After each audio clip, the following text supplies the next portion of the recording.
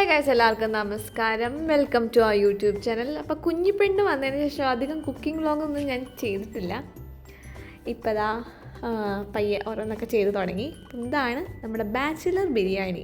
ബിരിയാണി കഴിക്കാൻ ഭയങ്കരമായിട്ട് കൊതിച്ചിരിക്കും. നമുക്ക് സമയവും എഫേർട്ടും ഇടാൻ വലിയ താല്പര്യമില്ലെങ്കിൽ ഈ ബിരിയാണി ട്രൈ ചെയ്യാവുന്നതാണ്. ആദ്യം തന്നെ നമുക്ക് വേണ്ട ചിക്കൻ കഴുകി വൃത്തിയാക്കി എടുക്കുക. പിന്നെ നമ്മുടെ ബിരിയാണി റൈസ് ഒരു 20 മിനിറ്റ് കുതിർത്തി വയ്ക്കുക. സാധാരണ ബിരിയാണി ഇത്രയും ടേസ്റ്റ് പ്രതീക്ഷിക്കരുത്, പക്ഷേ എന്നാലും ഒരു ബിരിയാണി കഴിക്കാൻ ഭയങ്കരമായിട്ട് ക്രേവിങ് ഉണ്ട്, ഉണ്ടാക്കാനാണ് തോന്നണമെങ്കിൽ ഇത് എന്തായാലും ട്രൈ ചെയ്യാവുന്നതാണ്. സവാള ആവശ്യത്തിനനുസരിച്ച് കട്ട് ചെയ്തെടുക്കുക. ഞാൻ എൻ്റെ ഓർമ്മ ശരിയാണെങ്കിൽ ഒരു 4 സവാളയോളം കട്ട് ചെയ്തു എന്നാണ് എൻ്റെ ഒരു ഓർമ്മ. കുറച്ച് നാളായി ചെയ്ത് വെച്ചിട്ട് വോയിസ് ഇപ്പോഴാണ് ഇടുന്നത്, അത് കാരണം വലിയ ഓർമ്മ സത്യം പറഞ്ഞു കഴിഞ്ഞാൽ എനിക്കില്ല ഇക്കാര്യത്തിൽ. കുറച്ച് സവാള ഞാനെടുത്ത് മാറ്റി വെച്ചു ലാസ്റ്റ് ഗാർണിഷ് ചെയ്യാൻ വേണ്ടി. പക്ഷേ ബാച്ചലേഴ്സ് ബിരിയാണിയിൽ അത് ആവശ്യമേ ഇല്ല കേട്ടോ. പിന്നെ ഞാനൊരു 2 തക്കാളി ചെറുതായിട്ട് അരിഞ്ഞെടുത്തു. ഇഞ്ചി വെളുത്തുള്ളി രണ്ടും കട്ട് ചെയ്തെടുത്തു. അത് കട്ട് ചെയ്ത് തന്നെ എടുത്താൽ മതി, ചതയ്ക്കണം എന്ന് നിർബന്ധമൊന്നുമില്ല. പിന്നെ ബിരിയാണിയുടെ മെയിനായിട്ട് ആവശ്യമുള്ള മല്ലിയില, പുതിനയില, ഈ 2 ഇലയും കൂടെ കട്ട് ചെയ്ത് മാറ്റി വെച്ചു. ഇതൊക്കെയാണ് നമ്മുടെ ഇൻഗ്രീഡിയൻസ്. ഇത്രയും ഇൻഗ്രീഡിയൻസേ ഉള്ളൂ. പിന്നെ നമ്മളൊരു പാനിൽ നെയ്യ് ആഡ് ചെയ്തിട്ട് നമ്മൾ സവാള വറുത്തെടുക്കുകയാണ്. ഇത് ശരിക്കും ബാച്ചലർ ബിരിയാണിയുടെ ഭാഗമല്ല, പക്ഷേ പോളേട്ടിന് ഗാർണിഷ് ചെയ്യാൻ സവാളയും ഇതൊക്കെ വേണം എന്ന് പറഞ്ഞതുകൊണ്ട് പിന്നെ അതും കൂടെ ചെയ്തു എന്നുള്ളൂ. എന്തായാലും ചെയ്ത സ്ഥിതിക്ക് ഇതും കൂടി ഇരിക്കട്ടെ എന്നും പറഞ്ഞ് ഈ ഒരു പോർഷൻ മടികളൊക്കെ സ്കിപ്പ് ചെയ്യാവുന്നതാണ്, കംപ്ലീറ്റ്ലി ഓപ്ഷണലാണ്. ഞാൻ പക്ഷേ ഇത്തിരി സമയം ഉണ്ടായിരുന്നതുകൊണ്ട് കൊച്ചിനെ നോക്കാൻ ആ സമയത്ത് ഇവിടെ അമ്മയും അച്ഛനും ഉണ്ടായിരുന്നു. അതുകൊണ്ട് സവാളയും മറ്റേ കശുവണ്ടിപ്പരിപ്പും മുന്തിരിയൊക്കെ നെയ്യിൽ വറുത്തെടുത്തു. നമ്മുടെ മെയിൻ പരിപാടി, ഞാൻ ആ നെയ്യ് തന്നെ ഉപയോഗിച്ച് നേരെ കുക്കറിലേക്ക് നെയ്യ് ആഡ് ചെയ്തിട്ട് നമ്മുടെ ഡ്രൈ സ്പൈസസ് എല്ലാം ആഡ് ചെയ്ത് കൊടുക്കുക. ഓരോന്നോരോന്നായിട്ട് ബേ ലീഫ്, കറുകമ്പട്ട, ഗ്രാമ്പൂ, പിന്നെന്താ ഹോൾ കുരുമുളക്, ഇതൊക്കെ ആഡ് ചെയ്ത് ഒന്ന് ചൂടായി വരുമ്പോഴത്തേക്കും നമ്മൾ ഗ്രേറ്റ് ചെയ്ത് വെച്ചേക്കുന്ന സവാള അതിനകത്തേക്ക് ആഡ് ചെയ്ത് കൊടുക്കുക. എന്നിട്ടത് കുറച്ച് വഴറ്റുക. ഇത് ഭയങ്കരമായിട്ട് വഴറ്റുമൊന്നും വേണ്ട, ഈ പറഞ്ഞ പോലെ മിനിമൽ എഫേർട്ട്, അതാണ് ഈ ബിരിയാണിയുടെ ഏറ്റവും ഹൈലൈറ്റ്. ബിരിയാണി കഴിക്കുകയും ചെയ്യാം, അധികം എഫേർട്ട് ഇടുകയും വേണ്ട. സവാള ഒന്ന് വഴഞ്ഞ് വരുമ്പോഴത്തേക്കും അതിനകത്തേക്ക് നമ്മൾ കട്ട് ചെയ്ത് വെച്ചേക്കണ ഇഞ്ചിയും വെളുത്തുള്ളിയും ആഡ് ചെയ്ത് കൊടുക്കുക. അതും ഒരു ഇത്തിരി ഒന്ന് ആ ഒരു പച്ചമണം മാറണ വരെ എന്നൊക്കെ പറയണ പോലെ ജസ്റ്റ് ഒന്ന് ഇളക്കുക. എന്നിട്ട് അതിനകത്തേക്ക് ഉപ്പ് നമ്മൾ ആദ്യം തന്നെ ആഡ് ചെയ്ത് കൊടുക്കണത് പെട്ടെന്ന് വഴഞ്ഞ് കിട്ടാൻ വേണ്ടിയിട്ട്. പക്ഷേ ഇതിനകത്ത് അങ്ങനെ നോക്കണമൊന്നുമില്ല, അതുകൊണ്ട് ഉപ്പ് ആഡ് ചെയ്ത് കൊടുക്കുക. മല്ലിപ്പൊടി, മുളക് പൊടി, കുരുമുളക് പൊടി, ഇത്രയും സാധനങ്ങളും ഇതിൻ്റെ കൂട്ടത്തിൽ ആഡ് ചെയ്ത് കൊടുക്കുക. ഞാൻ നേരത്തെ കുരുമുളക് ആഡ് ചെയ്യാൻ മറന്നു, അതുകൊണ്ട് ഇത്തിരി മുകളിൽ ഇട്ടതാണ്. ആ ഡ്രൈ സ്പൈസസ് വഴറ്റുമ്പോൾ തന്നെ അത് ആഡ് ചെയ്ത് കൊടുക്കുന്നതാണ് ഏറ്റവും നല്ലത്. ഇനി ഇതിനകത്തേക്ക് നമ്മൾ ചോപ്പ് ചെയ്ത് വെച്ചേക്കണേ തക്കാളി നമുക്ക് ചേർത്ത് കൊടുക്കാം. എന്നിട്ട് അതും ഒരിത്തിരി വഴറ്റിയെടുക്കാം.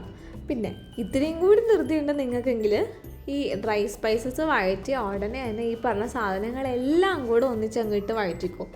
അതും ഒരു വിഷയമല്ല ഈ ബിരിയാണി ഉണ്ടാക്കാൻ നേരത്ത്. കുക്കറിലാണല്ലോ ചെയ്യണേ, അപ്പോൾ എന്തായാലും നമുക്ക് കുക്ക് ചെയ്ത് കിട്ടും. ഇനി ഇതിനകത്തേക്ക് ഗരം മസാല ആഡ് ചെയ്ത് കൊടുക്കുക. എന്നിട്ട് അതും ഒരു മിനിറ്റ് മാക്സിമം ഒക്കെ മതി കേട്ടോ, അത്രയൊക്കെ വഴറ്റുക. എന്നിട്ട് അതിനകത്തേക്ക് നമ്മളുടെ മല്ലിയില ഗ്രേറ്റ് ചെയ്ത് വെച്ചേക്കണത്, പിന്നെ നമ്മുടെ പുതിനയില, ഇത്രയും സാധനം കൂടി ആഡ് ചെയ്ത് വയ്ക്കുക.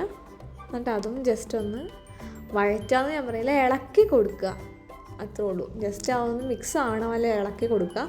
എന്നിട്ട് ഇതിനകത്തേക്ക് നമ്മൾ കഴുകി വൃത്തിയാക്കി വെച്ചേക്കണം നമുക്ക് ബിരിയാണിക്ക് ആവശ്യമുള്ള അത്രയും ചിക്കൻ അതിട്ട് എല്ലാ പീസിൻ്റെ സൈഡിലൊക്കെ ആ ഒരു മസാലക്കൂട്ടൊന്ന് പിടിക്കുന്ന രീതിയിൽ ജസ്റ്റ് ഒന്ന് ഇളക്കുക.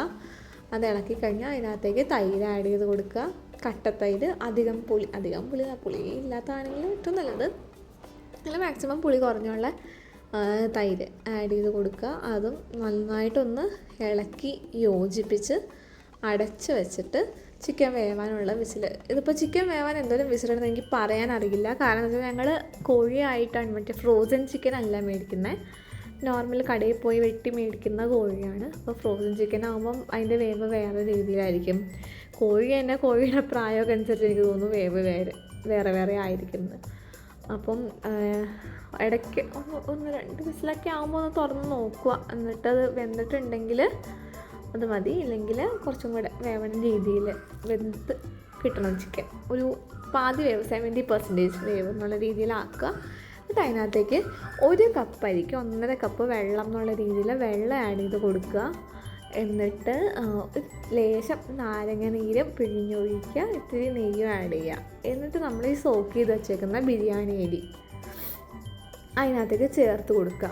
കൂടുതൽ വെള്ളമായി കഴിഞ്ഞാൽ ചിലപ്പോൾ കുഴഞ്ഞു പോവും. അതൊന്ന് ശ്രദ്ധിക്കണേ.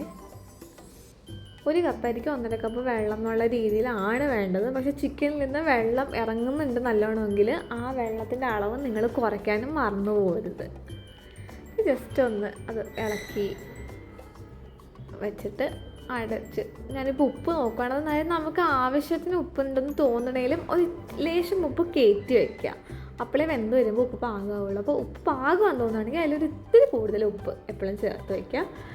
നല്ലോണം കുക്കറിൽ ഇട്ടതൊന്ന് ഇങ്ങനെ ആയിക്കഴിഞ്ഞാൽ പിന്നെ ഒരൊറ്റ വിസിൽ, ഒരു മീഡിയം ഫ്ലെയിമിൽ വെച്ച് ഒരേ ഒരു വിസിലേ ആവശ്യമുള്ളൂ. കാരണം ഓൾറെഡി ചിക്കൻ നമ്മുടെ 70% നമ്മൾ വേവിച്ചതാണ്. അരി പെട്ടെന്ന് ആവുകയും ചെയ്യും.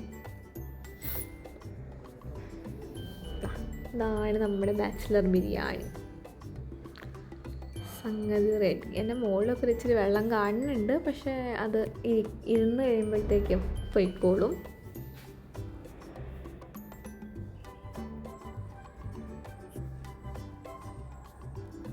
ആ ഒരു കളറും എല്ലാ സ്മെല്ലൊക്കെ വന്നിട്ടുണ്ട്. ഞാൻ ആദ്യമായിട്ടാണ് ട്രൈ ചെയ്ത് നോക്കണത്. നോർമലി ഞാനൊരു റെസിപ്പി കാണിക്കുമ്പോൾ 1-2 തവണ ഉണ്ടാക്കിയിട്ടാണത് വീഡിയോ ചെയ്യാറ്. ഇങ്ങനെ തന്നെ ചെയ്ത നല്ലതായിരിക്കുന്ന ഉറപ്പ് വരണമല്ലോ. പക്ഷെ ഇത് ആദ്യമായിട്ട് ഞാൻ ട്രൈ ചെയ്തതിൻ്റെ തന്നെ വീഡിയോ ആണ് നിങ്ങളീ കാണുന്നത്. എന്നാലും പ്രതീക്ഷിച്ചാലും വളരെ നല്ല രീതിയിൽ വന്നു. അതുകൊണ്ട് അത്രയും എഫേർട്ട് ഇട്ടതും അപ്പം തന്നെ കൊച്ചിൻ്റെ അടുത്ത് മാറി നോക്കുക വേർത്തായിട്ട് തന്നെ തോന്നി. എല്ലാവരും ട്രൈ ചെയ്ത് നോക്കുക. വലിയ എഫേർട്ടൊന്നും ഇടാതെ തന്നെ ബിരിയാണി കഴിക്കാൻ കൊതിയാവുമ്പോൾ ബിരിയാണി കഴിക്കാൻ നമുക്ക് ഈ റെസിപ്പി ട്രൈ ചെയ്യാവുന്നതാണ്. എല്ലാവരും ഉണ്ടാക്കി നോക്കിയിട്ട് അഭിപ്രായങ്ങൾ പറയുക.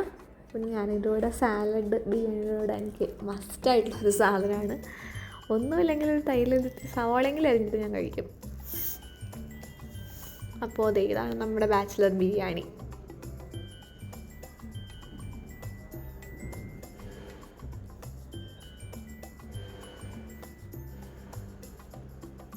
ഈ സാലഡ് ഉണ്ടാക്കുമ്പോൾ ഒരു കാര്യം, ഉപ്പ് എപ്പോഴും ഏറ്റവും അവസാനം, അതായത് കഴിക്കുന്നതിന് തൊട്ട് മുമ്പായിട്ട് ചേർക്കുക. ഇല്ലെങ്കിൽ വെള്ളം ഊറിപ്പോവും.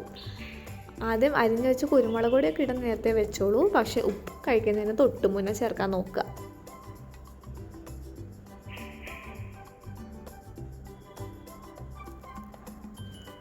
പേഷ്യൻസ് ലേശം കുറവായതാണ്. ടേസ്റ്റ് ചെയ്ത് കഴിഞ്ഞിട്ടാണ് വീഡിയോ എടുക്കുന്നത്. അപ്പോൾ ഇത്രേ ഉള്ളൂ. Tata bye bye.